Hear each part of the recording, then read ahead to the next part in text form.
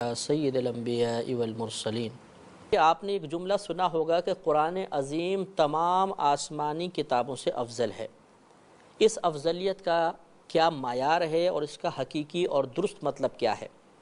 خدا نخواستہ اس کا مطلب ہرگز یہ نہیں ہے کہ توریت، زبور، انجیل یہ کم افضل کتابیں تھیں اور قرآن عظیم ان سے زیادہ افضل ہے، کیونکہ توریت، زبور، انجیل جو بعین ہی اللہ تبارک و تعالیٰ کی طرف سے نازل ہوئی تھیں، جب تک ان میں تحریف نہیں ہوئی وہ بھی اللہ کا کلام ہے، اور قرآن عظیم بھی اللہ کا کلام، اور اللہ تبارک و تعالیٰ کا کلام افضل ہی افضل ہے، اس میں مفضول کی گنجائش نہیں ہوتی۔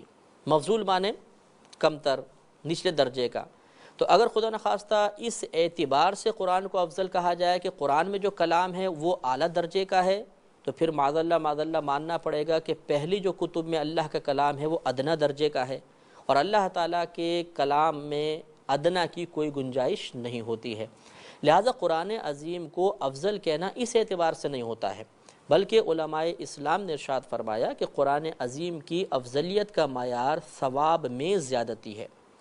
یعنی کہنے کا مطلب یہ ہے کہ آپ توریت، زبور یا انجیل یا دیگر صحائف جو آسمان سے نازل کیے گئے، اگر ان کی آپ تلاوت کریں گے تو ثواب کم ملے گا، اور قرآن عظیم کی تلاوت کا ثواب سب سے زیادہ ہوگا۔